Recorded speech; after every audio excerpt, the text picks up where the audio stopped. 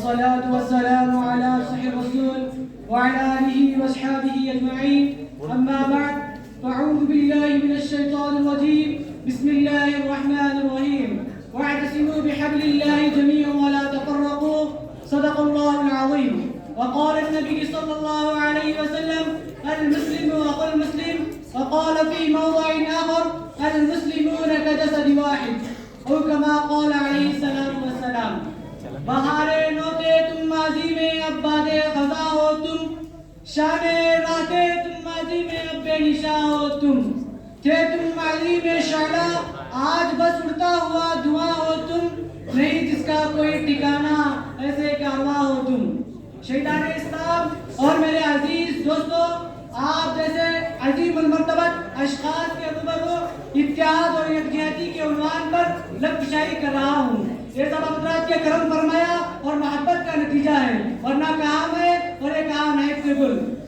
آج مسلمانوں کے اندر نفرتیں اور عداوتیں خلیج ہے اور آپسی کی ایک تنازع کی مہلک بیماری ہر مسلمان کے رگ رگ ریشے میں سما چکی ہے. آج ہمارے اندر اختلافات اور تنازعات نے جنم لیا ہے، جس کی بنا پر مسلمان دن بدن رسوا اور ذلت کے دلدل میں پھنسا ہوا ہے. مسلمانوں کے مختلف تنظیموں میں اور جماعتوں میں اتحاد اور اتفاق باقی نہیں رہا. کوئی اپنے آپ کو سنی کہتا ہے، کوئی اپنے آپ کو شیعہ کہتا ہے، کوئی اپنے آپ کو مودودی کہتا ہے، کوئی اپنے آپ کو بریلوی کہتا ہے، کوئی اپنے آپ کو دیوبندی کہتا ہے. مسلمانوں کے مختلف جماعتوں میں اور تنظیموں میں آپس میں اتحاد اور اتفاق باقی نہیں رہا. ایسا کیوں ہو رہا ہے؟ اس کی کیا وجہ ہے؟ صرف ایک ایسی بنیاد جس پر تمام مسلمانوں کے گروپ اور جماعتیں اور تنظیمیں وہ متحد ہو سکتی ہے، وہ بنیاد قرآن و حدیث ہے. قرآن پر سنی، شیعہ، بریلوی، مودودی، دیوبندی تمام تنظیمیں ایمان رکھتی ہیں اور قرآن کے للکار سننے کے لیے تمام تنظیمیں ایک پلیٹفارم پر متحد ہو سکتی ہیں. برادران ملت، نفرتوں اور عداوتوں کے خلیج کو دور کیا جا سکتا ہے اور اختلافات اور عداوتوں کے دیواروں کو منہدم کیا جا سکتا ہے. شک کیا ہے کہ ہمارے پاس قرآن کے للکار سننے والے کان ہو. ہم مسلمان ہیں، قرآن پر ہی ایمان ہے، احکام پر بھی ایمان ہے، رہبر ہمارا قرآن ہے، ہادی رسول فرمان ہے، اس پر سب کچھ قربان ہے. تو آئیے رب رحمان کا قرآن اور خدا کے رسول کا فرمان سنتے ہیں اور اپنی زندگیوں سے نفرتیں اور عداوتوں کے دیواروں کو گرا ڈالتے ہیں. قرآن کہتا ہے: اعوذ باللہ من الشیطان الرجیم، ان هذه امتکم امة واحدة وانا ربکم فاتقون.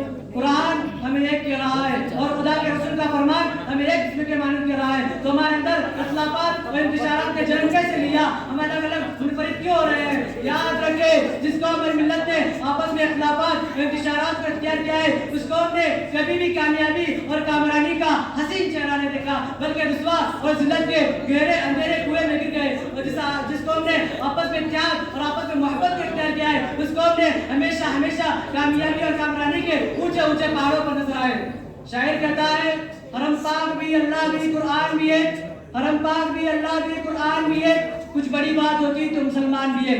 شیخ اسلامیہ آپس میں اتحاد اتفاق کو پسند کرتا ہے، اختلافات انتشارات کو ناپسند کرتا ہے. اسلام آپس میں اخوت اور محبت کو چاہتا ہے، لیکن آج کا مسلمان شیخ اسلامیہ کو فضول بحث اور تکرارے اور آپسی کے ضد سے کچھ کا کچھ بنا لیا ہے، سینکڑوں ٹولیاں ہیں اور آپس میں جماعتیں بن گئی ہے. اس ملت میں ایک ایسی درگند ہے کہ دوسرے کو کیا رائے ہدایت بن سکتی ہے. خود آپس میں اختلافات اور تنازعات کی دنیا آباد کر کے جن میں متفرق ہو کے ایک دوسرے کے مقابلے میں سب آرا ہو گئے. اسلام کے بھائیوں نوجوانوں، یہ آپسی کی مناظرہ بازی، تفریق بازی کے بنا پر سینکڑوں غیر مسلم اسلام لانے سے رک گئے. ڈاکٹر امبیڈکر جو ہریجنوں اور ہندو پسندہ ذاتوں کے سب سے مقبول رہنما تھے، ہندوستان کی پوری ہرجن آبادی کے ساتھ اسلام قبول کرنے کے خواہش مند تھے. جب یہ بات گاندھی کو معلوم چلی تو انہوں نے ڈاکٹر امبیڈکر سے پوچھا کہ تم کون سا اسلام قبول کرنا چاہتے ہو؟ شیعہ مسلمان ہونا چاہتے ہو یا سنی مسلمان ہونا چاہتے ہو؟ شیعہ مسلمان ہونا چاہتے ہو تو اس میں بہت سارے مذہبی فرقے ہیں، اور اگر سنی مسلمان ہونا چاہتے ہو تو اس میں بہت سارے مذہبی فرقے ہیں. کوئی وہابی ہے، کوئی مودودی ہے، کوئی بریلوی ہے، کوئی دیوبندی ہے. ان میں آپس میں ایک ایسی نفرت ہے کہ ایک دوسرے کو داخل اسلام ہی نہیں سمجھتے. ڈاکٹر امبیڈکر نے اپنے گفتگو کے بعد اپنا ارادہ تبدیل کر دیا اور کہنے لگا کہ میں یہ سمجھتا تھا کہ اسلام میں ذات پات نہیں ہے، اسی وجہ سے اس مذہب کو میں پسند کرتا تھا. وہ عبرتناک داستان جس کی سیاہی آج تک تاریخ صفحہ سے خشک بھی نہیں ہوئی. شاعر کہتا ہے: دین میں اشتہاد پیدا کر، چار سو اب جہاد پیدا کر. دین میں اشتہاد सू अब जिहाद पैदा कर, जोड़ मस्तक के सारे झगड़ों को पहले तो इत्तेहाद पैदा कर। दर्दमंदाना इस्लाम ये सब कुछ हमारे इख्लाफात और तनाज़ुआत की वजह से हो रहा है। और अभी भी वक्त है या किसी की मुनाज़राबाजी तफरीकबाजी को तर्क कर दो, एक प्लेटफार्म पर मुत्तहिद हो जाओ। आज भी मुसलमानों पर जुल्म और सितम के पहाड़ों को बर्दाश्त करना पड़ रहा है जो कि काबिल मज़म्मत है। ये आपसी फूट और निफाक के बिना पर हो रहा है। कुरान ललकार करके कहता है अऊज़ु बिल्लाहि मिनश शैतानिर रजीम वअतसिमू बिहब्लिल्लाहि जमीअन वला तफर्रकू। अल्लाह ताला के रस्सी को मजबूती से थाम लो। तमाम लोग या आपसी की मुनाज़राबाजी या तफरीकबाजी को तर्क कर दो। कुरान और हदीस की फरमाइशें वो मोहब्बत और उख़्वत के हैं, वहदत के हैं। खुदा के रसूल की ख्वाहिश थी इख्लाफात और तनाज़ुआत को अपनी ज़िंदगी से दूर करने की। शरीयत इस्लामिया आपस में इत्तेहाद और इत्तेफाक को पसंद करता है। शायर कहता है एक हो जाओ तो बन सकते हैं खुर्शीद मुबीन, एक हो जाओ तो बन सकते हैं खुर्शीद मुबीन, और नाम बिगड़े हुए तारों से क्या बात बने। शहीदान इस्लाम रसूलुल्लाह सल्लल्लाहु अलैहि वसल्लम के फरमान के अंदर गौर तो करो। मुर्शिद कायनात सल्लल्लाहु अलैहि वसल्लम ने इरशाद फरमाया अल मुमिनु लिल मुमिनी कल बुनियान यशुद्दु बअदुहु बअदा। एक ईमान वाला दूसरे ईमान वाले के लिए ऐसा है जैसे कि सुतून एक दूसरे से बांधा गया हो। हदीस के अंदर गौर करो तो 400 वहदत का, मोहब्बत, उख़्वत का मुक़ादी नजर आएगा। लेकिन आज का मुसलमान ईमान वाला, फरमान रसूल पर अमल करने वाला, दावा करने वाला, आपस में इख्लाफात और तनाज़ुआत में पड़ा हुआ है। एक दूसरे मुसलमान को तकलीफ पहुंचाने और अज़ियत पहुंचाने गुरेज भी नहीं करता। हालांकि मुर्शिद कायनात सल्लल्लाहु अलैहि वसल्लम ने इरशाद फरमाया अल मुस्लिमून का जसदी वाहिद। मुसलमान एक जिस्म की तरह है। मुसलमानों को चाहिए था कि या आपसी के मुसलमानों को चाहिए था कि एक मुसलमान को तकलीफ पहुंचे तो दूसरे मुसलमान को उसके तकलीफ का एहसास हो। जब एक मुसलमान को चोट लगे तो दूसरा मुसलमान उसके हुकूमत की हक अदा करने के लिए कहे चोट तुझको लगी है, तकलीफ मुझे हो रही है। फरमान रब्बे कायनात के फरमान के अंदर गौर तो करो।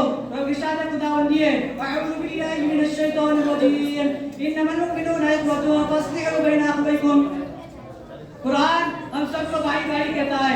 हदीस में आता है कि माहे रिसालत सल्लल्लाहु अलैहि वसल्लम ने इरशाद फरमाया अल मुस्लिमु अखल मुस्लिम। हदीस फरमान रसूल से भी उख़्वत साबित है। फिर हम क्यों कुरान के खिलाफ कदम उठाते हैं, फिर हम क्यों हदीस के खिलाफ कदम उठाते हैं? या आपसी मुनाज़राबाजी, तफरीकबाजी, इख्लाफबाजी में क्यों फंसे हुए हैं? बरादरान इस्लाम मुसलमान हम आपस में भाई भाई हैं। शिया बाद में पहले मुसलमान है, मौदूदी बाद में पहले मुसलमान है, सुन्नी बाद में पहले मुसलमान है, देवबंदी बाद में पहले मुसलमान है। हम सब कुरान और हदीस के आवाज पर लब्बैक कहते हैं, उस पर अमल करते हुए, उस पर ईमान रखते हुए आए हैं। हम सब ये आपसी इख्लाफात और तनाज़ुआत को अपनी जिंदगी से दूर कर देंगे और अदावतों और नफरतों को आपसी से खत्म कर देंगे। ये आपसी की मुनाज़राबाजी, तफरीकबाजी को फिर से खत्म करके एक प्लेटफार्म पर मुत्तहिद हो जाएंगे। फरमान रसूल, फरमान रिसालत के प्लेटफार्म पर मुत्तहिद हो जाएंगे। तो किसकी मजाल है कि हमसे मुकाबला करें?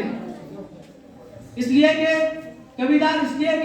जुल्म और ज़्यादती के मुकाबला करने के लिए एक कबीरदार जमात का होना जरूरी है।